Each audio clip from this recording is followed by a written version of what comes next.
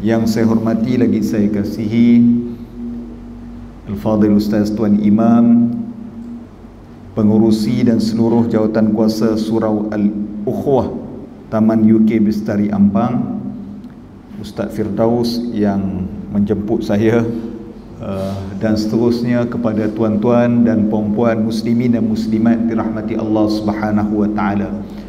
Alhamdulillah, syukur kepada Allah taala kerana pada pagi ini dapat sama-sama kita menunaikan solat fardu subuh secara berjamaah, dan saya pasti biasa di tempat kita ini akan diisi dengan kuliah subuh seusai solat fardu subuh. Dan insya-Allah pada pagi ini giliran saya yang dijemput ke Surau Al-Ukhwah pada hari ini. Ustaz Firdaus malam dia kata, Ustaz tinggal di mana? Saya kata saya tinggal di Sepang. Dia kata jauhnya. Tak apalah, kebetulan tak ada apa hari ni. Saya pun ingat ke dekat, tengok-tengok, boleh tahan juga 50 minit. Saya pula hari ni terbangun lewat sikit, pukul 5.30 baru terbangun, sebab semalam tahan mata tengok Morocco kalah sekalian. Aduh, dah lah kita baru beli jersey kalah pula sekalian. Macam mana ni kan. Jadi harap malam ni malam ni saya ada satu kuliah lagi. Saya kata aduh silap betul susun jadual. Malam ni di Sarjana Putra. Maksudnya malam ni kuliah maghrib saya pendek sekalian. Sebab nak kejar masa pukul 11 malam untuk final Argentina lawan dengan apa Ustaz? Oh, maknanya tuan-tuan pun tahulah. Bukan saya seorang kaki bola. Tapi saya pun hari ni pukul 9.30 kena di Melaka ada camp tahfiz. Jadi insya-Allah maknanya sampai pani lewat 7.30 lah kot di tempat kita ini. Baik. Tuan-tuan sekalian, ini pun kali pertama saya sampai sini. Masya-Allah, cantik suraunya, kawasannya pun cantik. Maknanya kawasan ini adalah kawasan orang-orang kayangan ni. Cantik dia punya dia punya surau. Agak-agaknya baru lah kot 6 tahun tu. Masya-Allah, patutlah cantik dan selesa sekali. Saya ucapkan tahniah kepada pengurusi dan seluruh jawatan kuasa lah. Baik, tuan-tuan dan puan-puan sekalian, pada pagi ini oleh kerana kuliah kita pendek, jadi kita hari ini tadabbur Al-Quran, surah yang terpendek dalam Quran, sesuai dengan waktu yang pendek. Agak-agaklah tuan-tuan sekalian, saya fikir Tuan Imam tadi dia tahu saya nak ceramah tentang apa. Sebab dia baca surah selepas daripada surah yang kita nak tadabbur ini. Surah apa tadi yang dia baca rakaat kedua tadi? Tuan Imam saja tahu, kita ingat surah Al-Humazah. Kalau orang kampung kata surah cerita pasal dadah, sebab last kali cerita Mumaddadah. Waktu saya sekolah dulu kata apa dalil haramnya dadah, dia kata ada surah Al-Humazah, last kali Allah Ta'ala sebut fi amadim mumaddadah, kan haram tu. Hari ini kita nak tadabbur surah selepas daripada surah Al-Humazah, iaitulah surah Al-Asr. Di dalam Al-Quran ada dua surah terpendek, iaitulah surah Al-Asr, dan sebelum surah Al-Asr adanya surah Al-Kawthar. Jadi surah Al-Asr dan surah Al-Kawthar adalah surah terpendek di dalam Al-Quran. Kalau surah terpanjang dalam Al-Quran, surah Al-Baqarah. Tuan-tuan tahulah ni, surah Al-Baqarah. Maka surah terpendek adalah surah Al-Asr.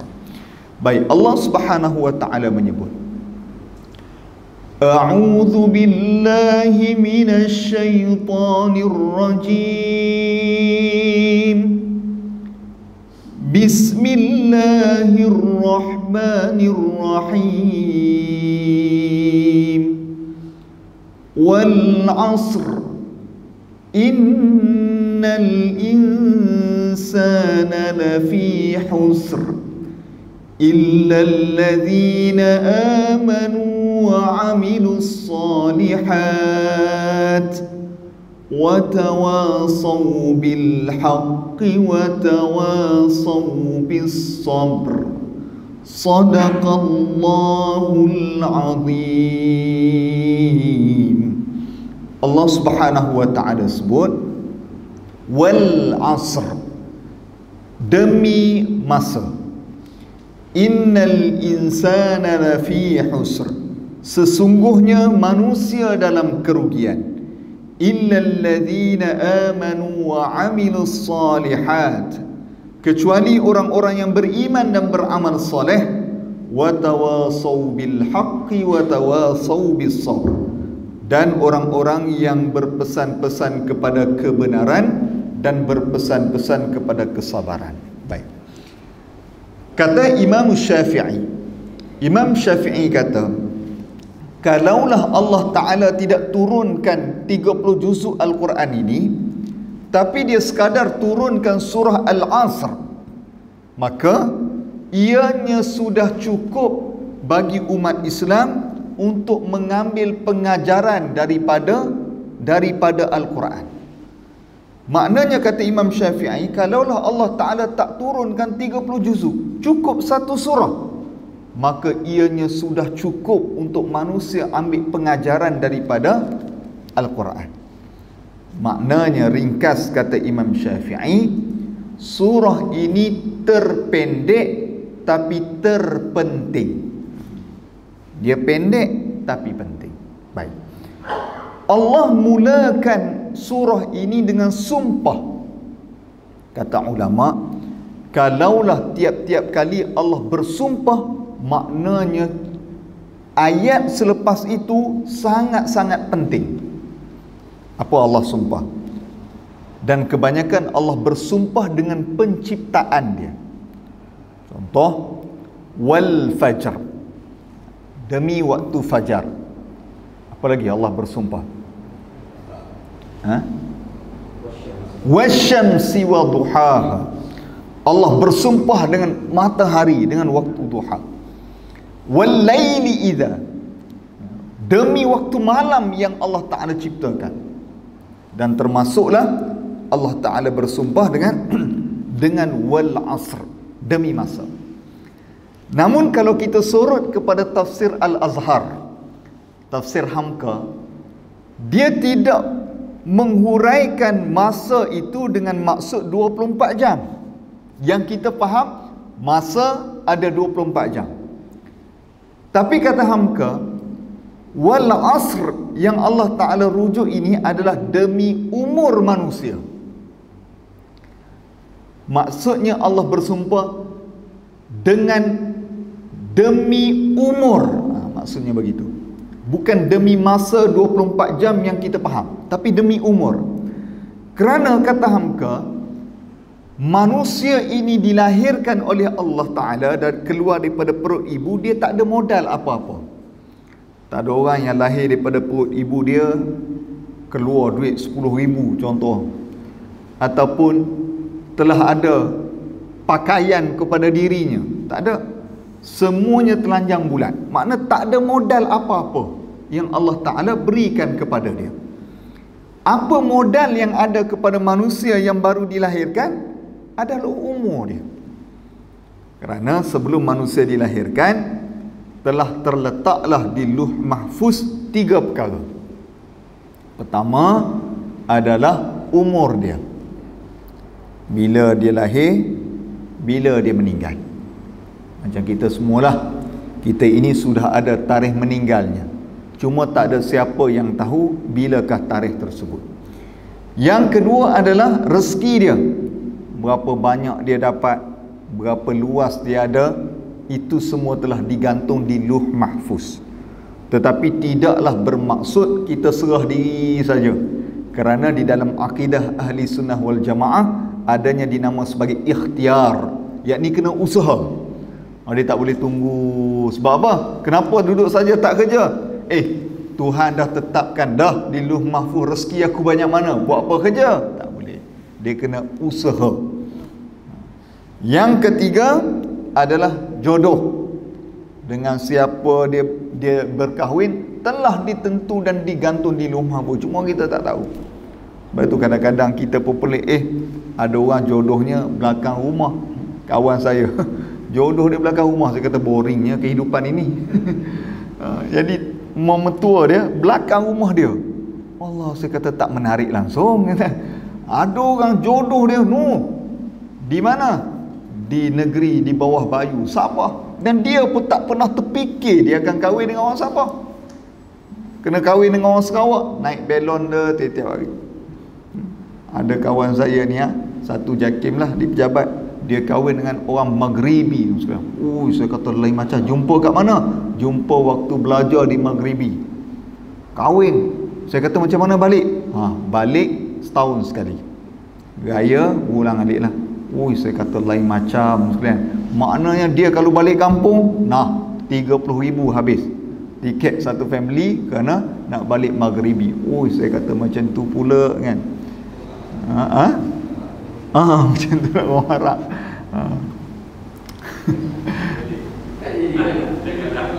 Sebenarnya saya kelakar juga dia cerita. Dia ni jenis orang Kedah kata kelolo sikit. Kelolo di mana yang suka bergurau. Dia kata isteri dia sarapan pagi 8 keping roti canai kan.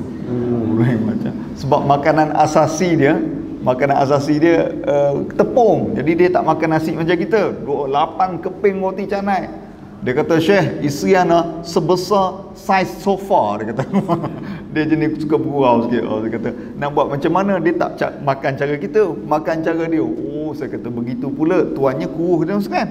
Tapi isteri dia pada Arab. Lain macamnya. Kita pun tak tahu jodoh. Saya pun sama juga.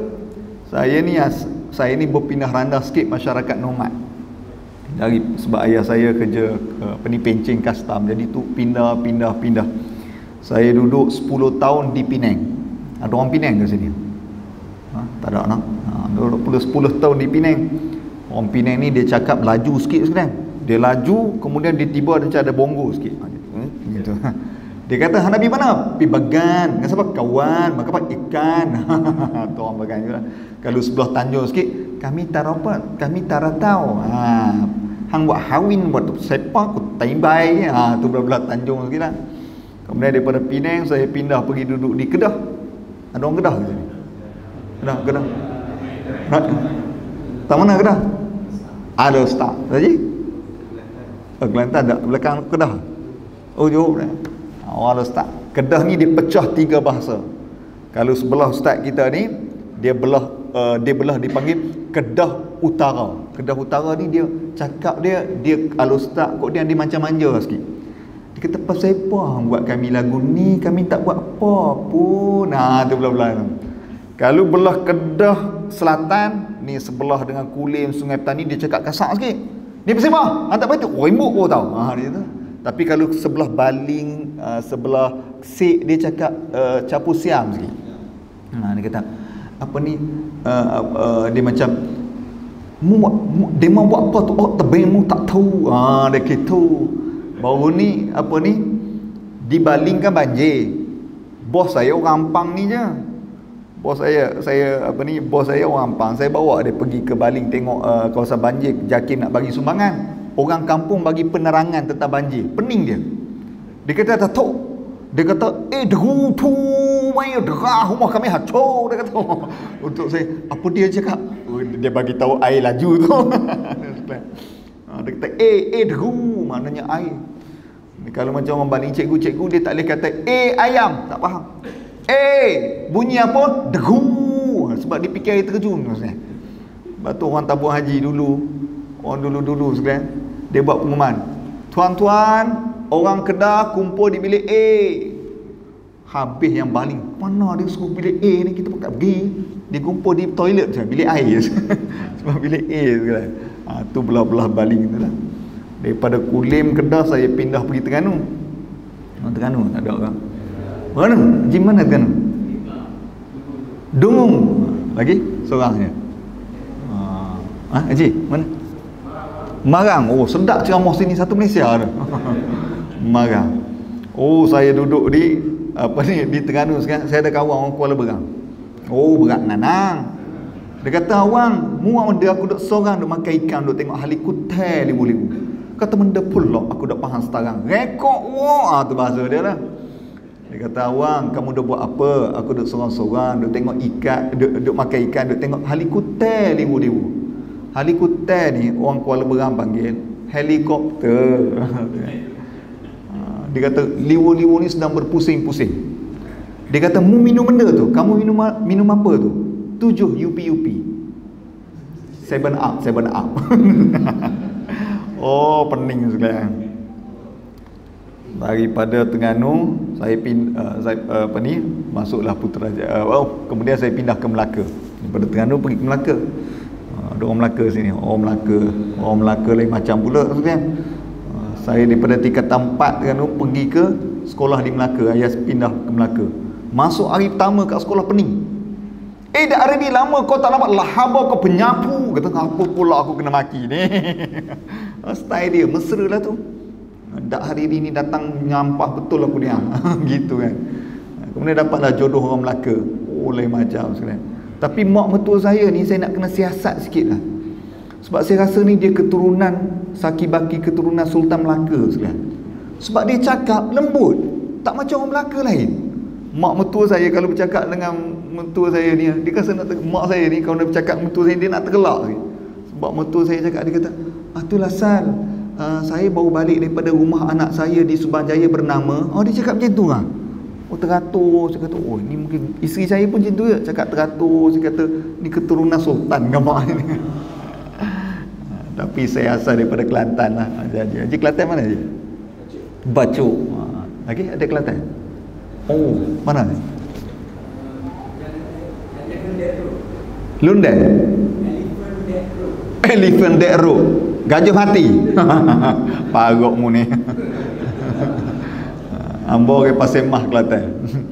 Orang Kelantan ni dia cakap banyak sound effect. Cerita biasa je. Bunyi tu banyak. Dia kata, "Baru ni aku nak pergi Jabak. Aku kelih ada motor dengan kereta berlagu. Gedegang bunyi dia. Mari pula lah ambulans Nino. Orang duduk tepi tu klik pah kelih. Atas motor gedebuk jatuh. Kipas angin biuk. Kereta api gedek.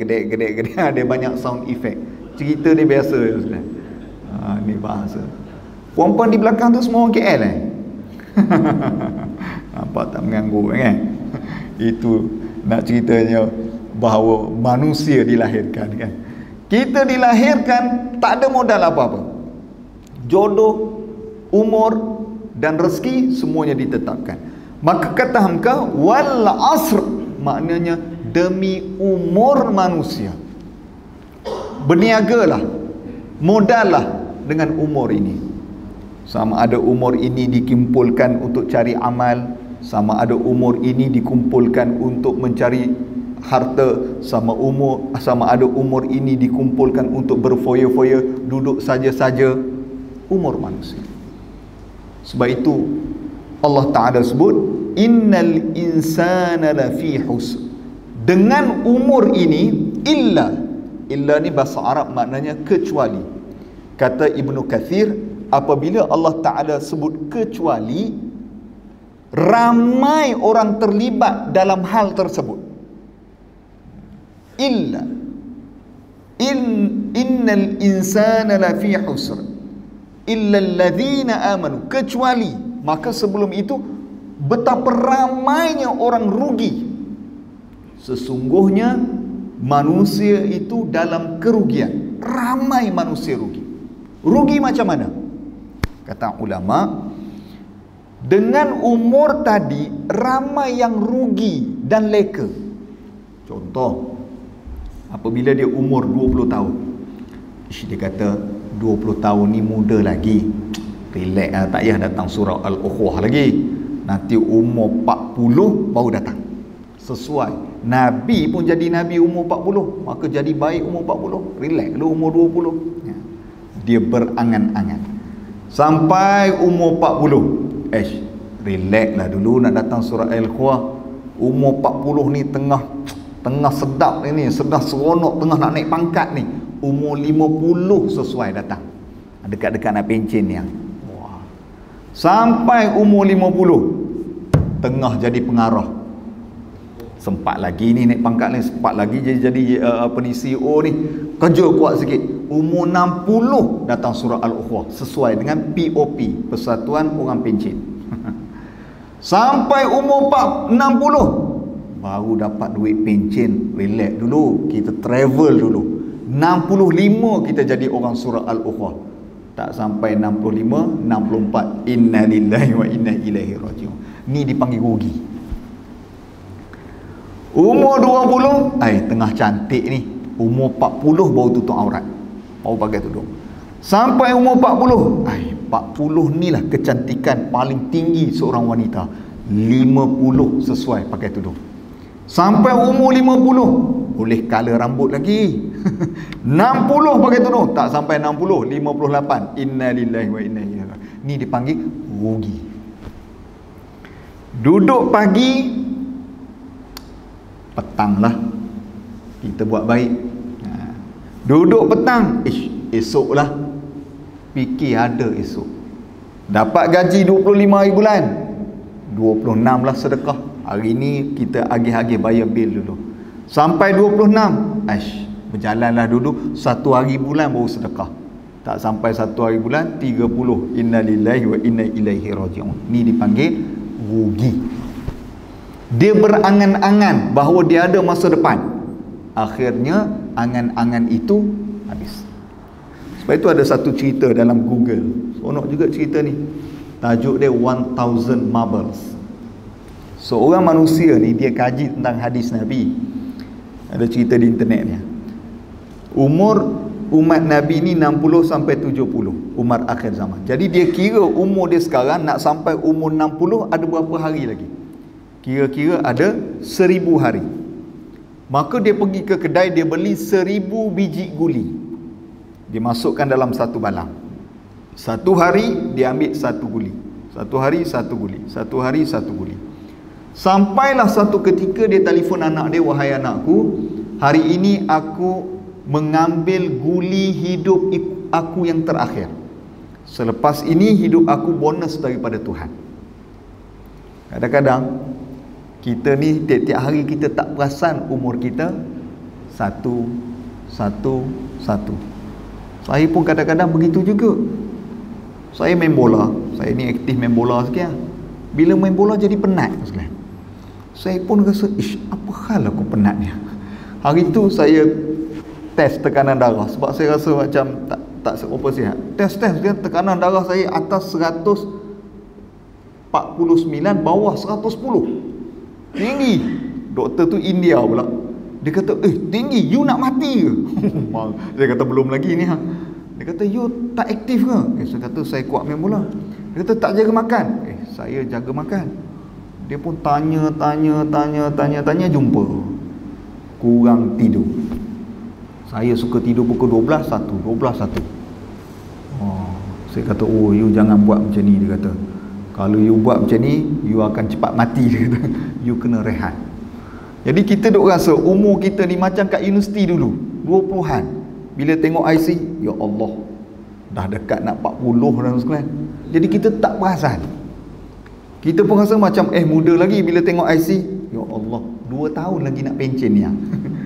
Bos saya kat pejabat, dia perempuan, pengarah saya. Dia datang jumpa saya, dia kata, Harili, saya macam tak boleh nak brain, tak boleh nak fikir, tak boleh nak terima dek otak. Kenapa? Anak saya minta nak kahwin, dia kata. Saya kata, anak Ustazah umur berapa? 25. Sah lah dia nak kahwin umur 25 dah. Ustazah umur berapa dah? 56. Dah. Dia duk terasa dia 46. Kita dah sampai masa dah anak tu nak kahwin ni. Dia tak boleh nak terima sebab tahun depan dia akan cuti jaga cucu. Dia kata, aduh, takkan tahun depan orang panggil aku nenek. Dia kata, dia tak boleh nak terima dia. Maknanya tak perasan umur tu bergerak. Ini, innal insana lafi khusr. Ramai orang rugi dan berangan-angan. Jadi macam mana kita ni tak nak disebut sebagai orang yang rugi dengan umur kita? Maka Allah Ta'ala pun jawab. Tengok, seronok ayat ni. Dia sumpah, dia gantung persoalan, kemudian dia jawab apa yang perlu dibuat. Dia bagi tahu, "Hei manusia, kamu ni ada umur, tapi semua daripada kamu ini ramai yang rugi." Kita pun kata, "Ya Allah, kenapa pula?" Illa, kecuali. Jadi macam mana kita tak nak jadi orang yang rugi dengan umur kita, yang kita tak tahu berapa bakinya? Allah pun memberi jawapannya. Pertama, allazina amanu, iaitu beriman kepada Allah. Orang yang beriman, dia takkan rugi. Apa makna iman? Iman ni mudah nak faham, anak-anak kita sekolah kafar pun faham, iaitulah tinggalkan apa yang Allah larang, buat apa yang Allah suruh. Itulah iman. Segala yang Allah Ta'ala suruh meningkatkan iman, meninggalkan apa yang Allah larang meningkatkan iman. Maknanya ciri-ciri orang beriman adalah mereka yang taat dan patuh atas segala perintah Allah. Allah suruh semayang, maka kita datang semayang. Sebab itu saya nak ucapkan tahniah kepada tuan-tuan. Tuan-tuan bukan sekadar orang Islam, tapi tuan-tuan orang yang jaga solat. Tuan-tuan bukan sekadar orang yang jaga solat, tapi tuan-tuan jaga solat berjamaah. Tuan-tuan bukan sekadar solat berjamaah, tuan-tuan datang semayang subuh berjamaah. Ada dua semayang jemaah yang Allah Ta'ala sebut, kalau kamu jaga dua semayang jemaah ini, umpama kamu berqiyamul lail setiap hari. Namanya solat fardu isya dan solat fardu subuh. Sebab itu nak jadi subuh warrior ni, bukan jalan-jalan sekalian. Saya pun sama jugalah. Kadang-kadang kita kalau tak kerana kuliah ni, dia punya berperang nak datang masjid surau ni lain macam. Kena pula hujan, Allah, aircon, kita pula jadi malas kan. Jadi nak bangun sembahyang subuh ni satu cabaran. Tuan-tuan boleh jadi ahli surau, ahli masjid. Ini satu tempat ataupun satu, kita katakan, satu perubahan diri yang begitu besar, tuan-tuan sekalian. Saya doakan dan kita doakan mudah-mudahan kita semua istiqamah jadi orang masjid, orang surau. Ayah saya pun, tuan-tuan sekalian, bukan ustaz. Saya pegawai custom. Tapi alhamdulillah, adik-beradik 5 orang, 4 jadi ustaz, 3 jadi penceramah. Saya, abang saya Ustaz Zarifi, hari ni tanyalah ustaz rasanya hari ni dia ni. Adik saya seorang lagi mahkamah syariah, seorang lagi peguam syar'i. Tapi saya duk fikir, mak saya dulu pun belum bertudung. Abang saya ni dia pandai qari, pandai baca Quran. Jadi saya ingat lagi, cikgu sekolah cari siapa nak wakil Quran sekolah kita. Abang saya ni dalam kelas dia cakap kuat.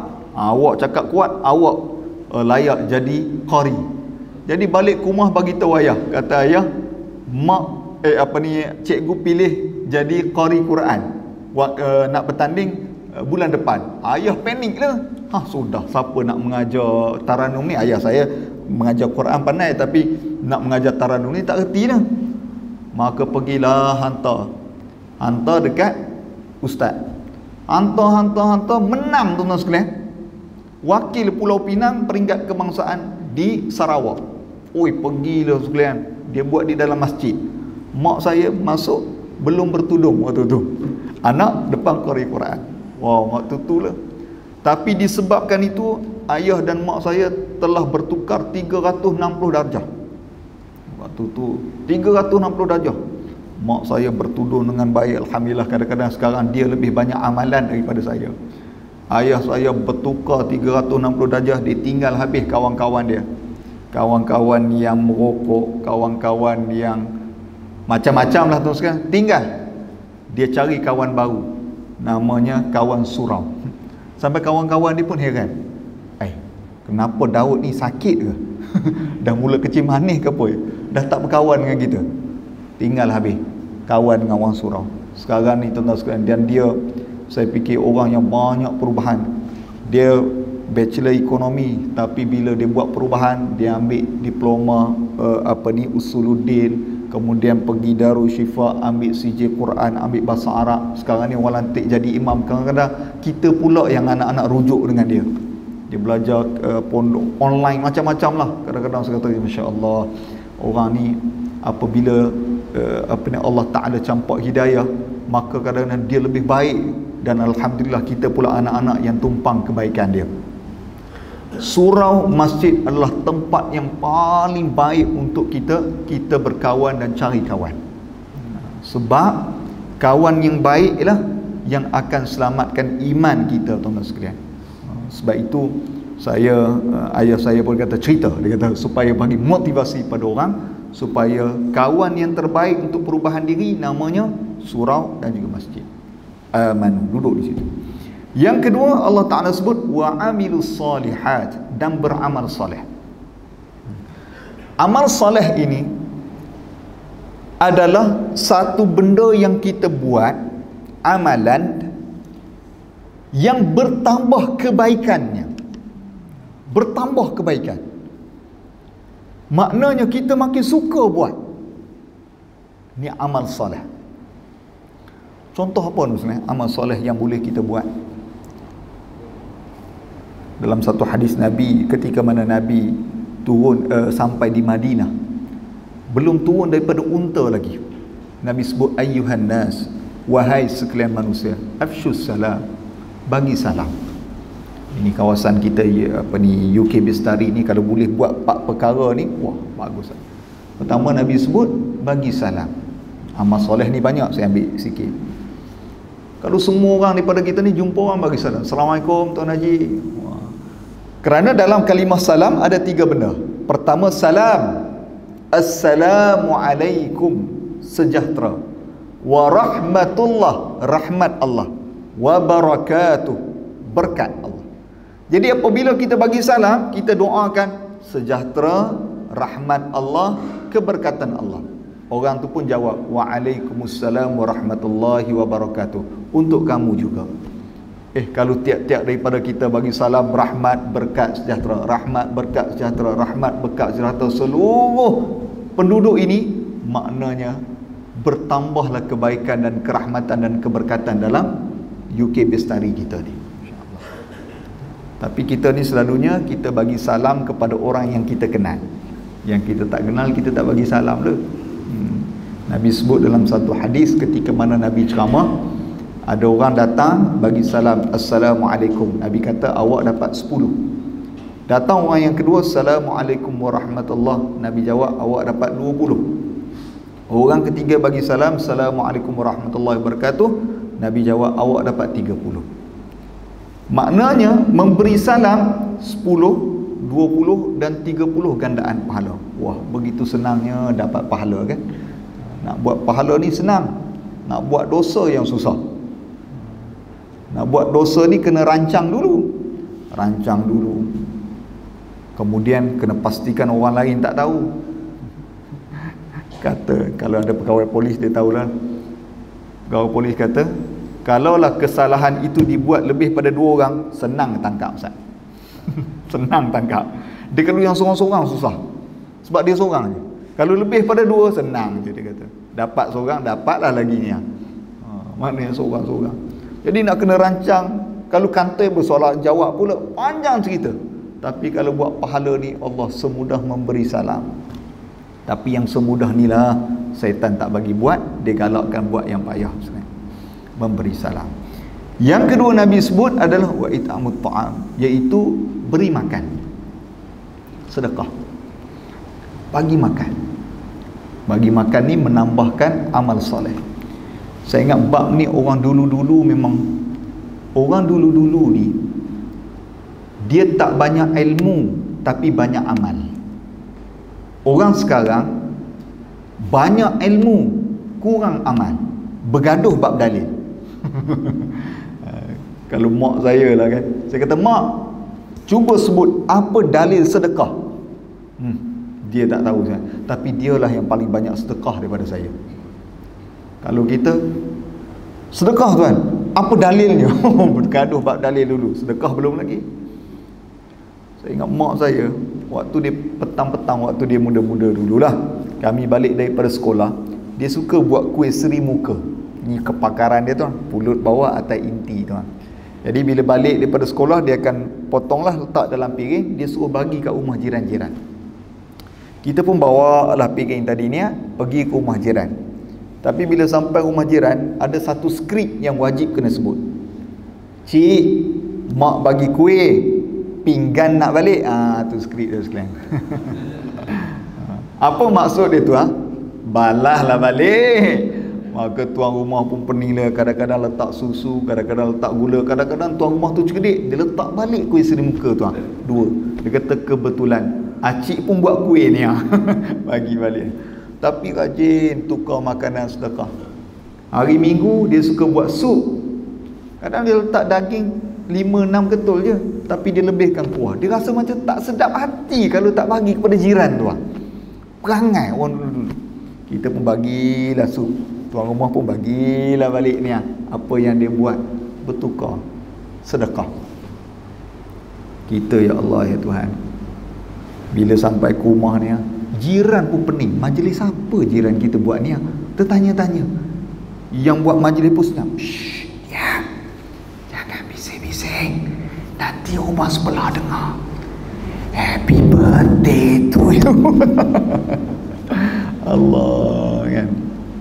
Padahal tak ada luak pun apa yang kita nak bagi pada dia. Sebab itu kan dulu orang jiran sesama jiran, dia rasa macam adik-beradik ni di kampung.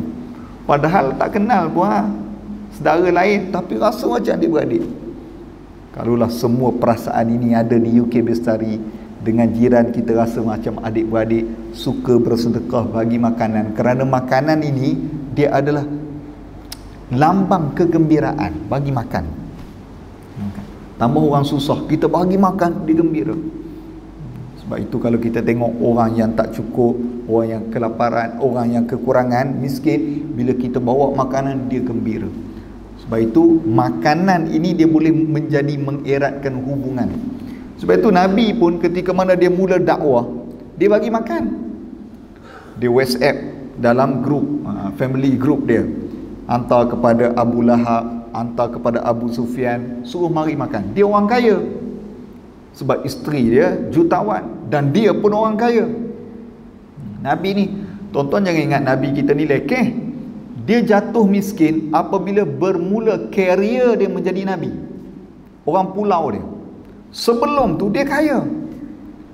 Dia ni cucu kepada Datuk Bandar. Gitulah. Datuk Bandar Mekah tu dia cucu.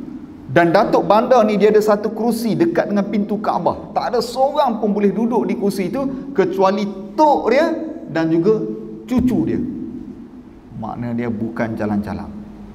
Dia mulakan pekerjaan dia umur 20 tahun. Dia berkenal dengan satu syarikat penternakan keluarga Bani Sa'ad. Keluarga Bani Sa'ad ni dia berniaga kambing. Tapi tuan-tuan jangan fikir Nabi kita ni macam Piramli, pegang batang kayu, masuk. Bukan. Dia duduk di Department of Finance. Dia jaga keuangan. Orang datang nak beli kambing, dia yang uruskan. Dia bukan jaga macam pangla tu, tidak. Habis umur 23 dia pindah kerja. Dia tukar kerja, cari pengalaman. Maknanya berpindah-pindah kerja ni sunnah Nabi. Kalau tuan-tuan kena buang kerja, tenang, sebab sunnah Nabi. Jadi bertukar kerja. Siapa jadi pengarah HR boleh tulis di surat, tuan telah ditukarkan ke departmen lain, kerana pertukaran ini salah satu daripada sunnah Nabi. Dia kurang marah dia. Dia masuk satu syarikat mega besar, nama dia syarikat import export Sayyidatina Khadijah. Khadijah ni kerja dia adalah import export daripada Palestin, Syam sampai ke Palestin. Dia main pertukaran barang besar.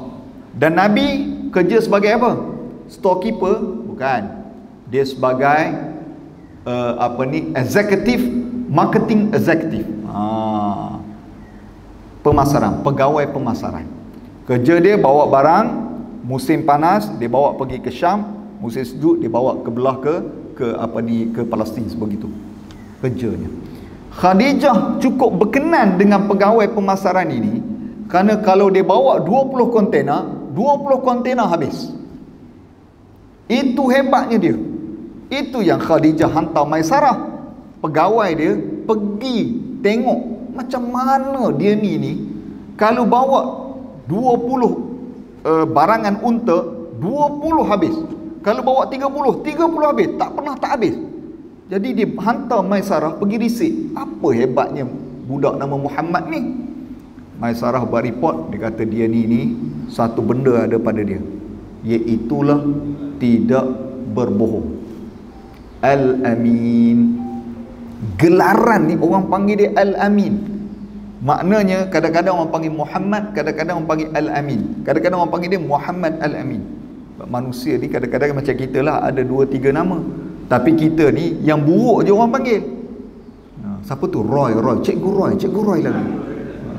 Ada Cikgu Roy ke sini? Oh, minta maaf lah Allah. Sorry, ampun tuanku. Sebab waktu saya sekolah dulu, nama dia lain. Budak-budak ni dia panggil Cikgu Roy, datang Cikgu Roy. Sebab cikgu tu Boroy. Bukan Cikgu Roy sini ya. Kami panggil dia Cikgu Roy. Jahat berbenar sekalian. Jadi kita ni dipanggil dengan gelaran tak baik kita. Macam tok saya di kampung dia ada 2 nama. Nama dia Haji Muhammad Zahari, tapi di kampung orang panggil Haji Mat Hussein. Kan lain jauh. Ayah saya nama Muhammad Daud, tapi kalau di kampung orang tak panggil Muhammad Daud, orang panggil Ot. Lain. Saya pun sama juga. Nama saya Muhammad Hariri, tapi kalau pergi di kampung saya, mana rumah Hariri, satu kampung tak kenal. Sebab di kampung panggil Fatah Amin. Saya gurau saya nampak. Kita ni ada 2-3 nama. Jadi orang panggil dia Al-Amin, tak pernah berbohong. Kalau dia cerita tentang telefon, orang beli sebab apa? Dia tak pernah bohong. Kita kalau jual barang, 10 benda kita cakap, 11 menipu. Mana orang percaya? Jadi Khadijah sudah terpesona kahwin. Khadijah ni kaya sekalian. Saya ingat kalau dia hidup sekarang ni, mungkin pangkat dia Datuk Paduka Seri. Kerana dia kaya. Dia kahwin kan. Dan Nabi pun, tuan-tuan ingat dia kahwin dengan Sayyidatina Khadijah. Khadijah sponsor semua ke? Oh tidak. Dalam kitab sirah, Nabi bagi hantaran kepada Khadijah 20 ekor unta. Unta harga semasa berapa kan? Saya tak pernah sembelih unta.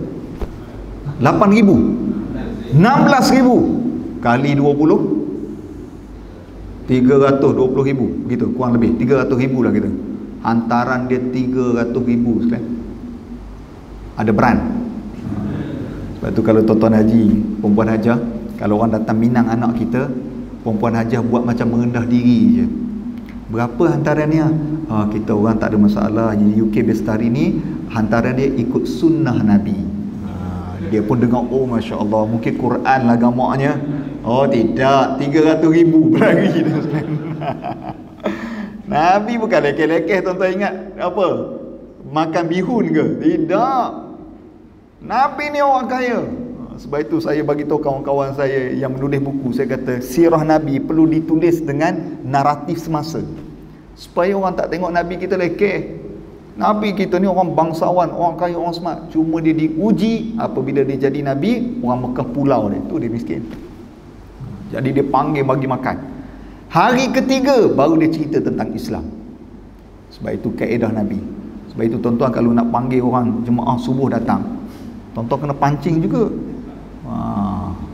Saya pergi ceramah di Kuala Kubu Baru, menarik juga masjid tu buat sekalian. Dipanggil saya ceramah Maulidur Rasul. Selalu orang buat poster saya, ceramah Maulidur Rasul disampaikan Ustaz Hariri, moderator Forum Perdana Ehwal Islam. Macam itulah kalau orang tahu. Saya pergi masjid dia, tak ada gambar saya. Kata lain macam masjid ni. Dia yang ada gambar apa ni? Gambar kambing. Dia tulis jamuan makan kambing sempena sambutan Maulidur Rasul sallallahu alaihi wasallam. Bawah kecil je Ustaz Hariri disediakan. Aku pula yang disediakan.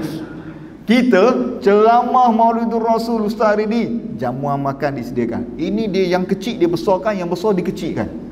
Penuh dewan sekalian. Sebab tunggu nak makan kambing. Manusia bak makan ni. Lepas tu dia nak tarik orang muda. Dia buat cabutan bertuah. Kita cabutan bertuah apa? Hamper, Quran, tak salah. Tapi dia buat cabutan bertuah rare sekalian. Ui, saya tak pernah jumpa. Dia nak tarik orang muda ni. Cabutan bertuah pertama, helmet arai. Yang jenis ada tanjuk ke belakang, warna-warni. Ketal lutut budak muda bila cabutan bertuah ni. Cabutan bertuah kedua, sport rim bintang 5. No sekalian, penuh budak-budak mari. Tapi kena ceramah 2 jam dulu lah, baru cabutan bertuah. Jadi tuan-tuan kalau nak kuliah subuh ramai Ustaz, buat jamuan makan kambing sarapan pagi. Tapi ceramah 2 jam, pukul 9 baru makan. Tapi penuh manusia. Di Putrajaya dia nak tarik budak-budak, dia bagi RM5 siapa datang semayang subuh untuk sekolah. Beratus sekali dengan ayah-ayah beratus. Mari budak-budak, tapi dia buat sebulan. Sebulan RM5 tiap-tiap hari untuk galakkan budak-budak datang semayang subuh. Pendidikan itu dipanggil wa'amilus solihat. Yang ketiga Nabi sebut hubungkan silaturahim. Bukan silaturahim. Yang keempat adalah bangun solat malam. Itu wa'amilus solihat. Wa tawasau bil haqqi wa tawasau bis sabr. Dan berpesan-pesan kepada kebenaran dan berpesan-pesan kepada kesabaran. Soalan dia, kenapa Allah Ta'ala sebut berpesan-pesan kepada kebenaran dulu baru kesabaran? Kenapa tak sebut kesabaran dulu baru kebenaran?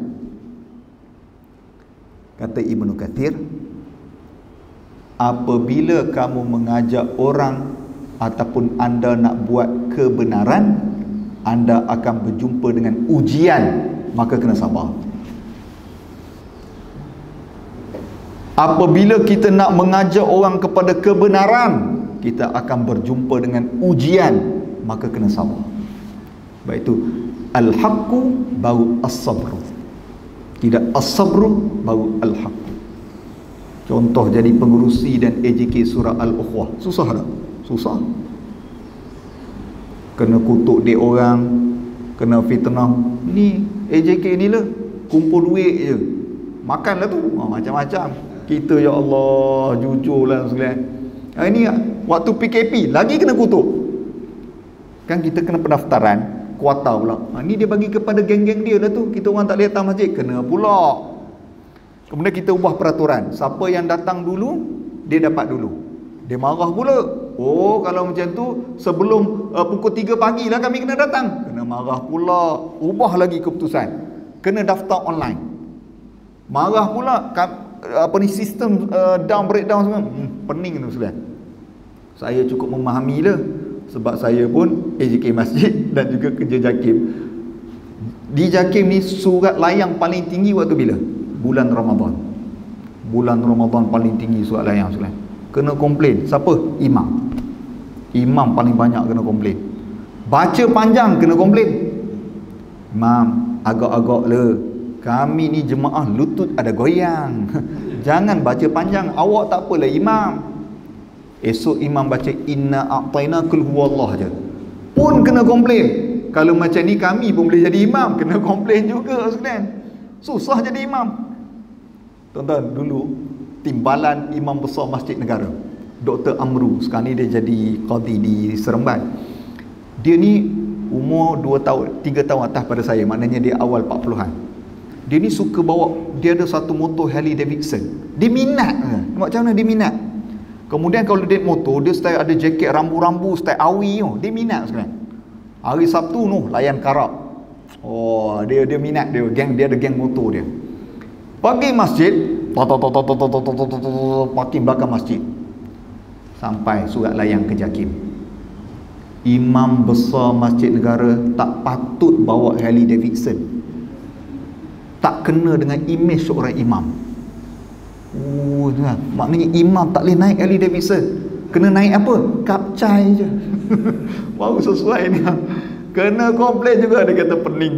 Alah, macam mana kata Ustaz, ustaz nak datang awal sikit ataupun jauh sikit parkingnya. Dia punya komplain tinggi, susah nak buat kebenaran. Tuan-tuan buat program, ya Allah, tak tahu sampai dah pening dah ni.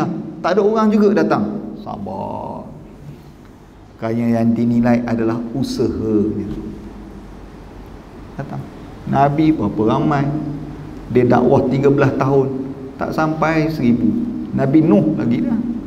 Jadi kalau kita buat program ini juga muka yang hadir, tenang sekalian, teruskan buat program. Kerana tugas kita adalah mengajak orang kepada kebenaran. Kena tohmah, kena caci, kena fitnah itu adalah lumrah kepada perjuangan, dan Allah Ta'ala suruh kita sabar.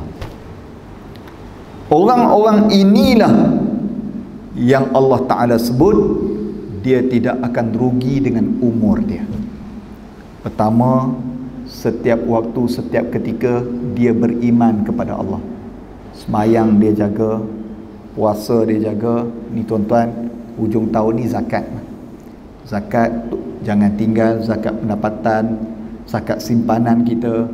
Kalau ada duit KWSP setahun kena bayar, duit dalam ASB maka kena bayar zakat. Tabung haji dia terus tolak siap-siap. Kalau ada apa lagi, emas, tuan-tuan main emas, simpanan emas kena bayar, zakat pendapatan kita kena bayar. Jangan kita terlepas kerana dia adalah rukun Islam kita membayar zakat. Zakat bukanlah semata-mata fitrah RM7.5 sahaja. Kemudian ada kemampuan tunaikan haji, macam-macam aman. Wa amilus solihat, buat amal soleh, buat baik pada orang. Apa saja kebaikan yang boleh kita buat, buat. Tambah-tambah dalam kerukunan jiran kita ini, banyakkanlah kita buat baik. Yang ketiga, ajak orang kepada kebenaran. Ajak orang. Tanya diri kita, berapa ramai dah kita ajak orang mari ke masjid. Tak perlu syarah, hantar saja maklumat dalam grup WhatsApp kepada dia supaya dia mungkin terdetik ada dia untuk datang masjid. Wa tawassaw bisabr, dan bersabar atas apa juga ujian yang kita terima. Ujian hidup, ujian kesusahan, ujian kematian, apa sahaja, ujian sakit, maka sabarlah. Maka inilah yang Allah Ta'ala rangkumkan di dalam surah Al-Asr yang dapat kita tadabbur, 3 ayat yang dapat kita pelajari pada hari ini insya-Allah. Jadi saya fikir sekadar itu sahaja yang dapat kita sampaikan hari ini. Mudah-mudahan ia memberi manfaat kepada kita. Mudah-mudahan apa nikmat yang Allah Ta'ala beri kepada kita ini tidak melekakan kita, tetapi nikmat itu kita syukuri dengan kita menambahkan amal kita insya-Allah. Jadi sekadar itu sahaja yang dapat saya sampaikan. Mohon maaf atas kekurangan. Kita jumpa lagi di lain waktu dan ketika. Di mana? Di Forum Perdana Ehwal Islam. Minggu depan insya-Allah saya live di Terengganu. Tapi tajuk dia tu menarik ni sekarang. Tajuk dia tentang duit. Penganjur dia siapa? PTPTN. Dia nak kejar budak-budak tak bayar hutang ni. Dia kata, aduh macam mana aku nak buat, nasib baik saya dah habis bayar hutang PTPTN. Jadi minggu depan Datuk Badli Shah kita live di Terengganu insya-Allah. Di sini menarik juga kalau buat live ni kan? Boleh cadangkan. Tapi surau ni tak muat ni, kalau pecah surau ni kalau mari datang. Ada atas. Susah juga orang dia. Kena buat di tempat, buat di luar boleh lah kan? Boleh di luar insya-Allah. Ada Idrul pernah datang sini? Masya Allah, bukan kaleng-kaleng surau ni. Oh ya. Masya Allah. Patut saya berdebar daripada pagi tadi lagi. Masjid ni masjid hebat-hebat. Silap saya ceramah wal as. Patut Al-Baqarah hari ni. Baru sesuai dengan UK Bestari. Seronok rupa tuan-tuan. Tuan-tuan ni friendly rupanya. Saya tengok tadi risau juga. Saya kata ni kalau ada 30 orang, 29 datuk ni. Tengok muka serius-serius kan. Rupanya tuan-tuan ni friendly ya, insya-Allah. Jadi kita jumpa lagi. Aku qauli hadza wa astaghfirullahalazim li wa lakum. Wassalamualaikum warahmatullahi wabarakatuh.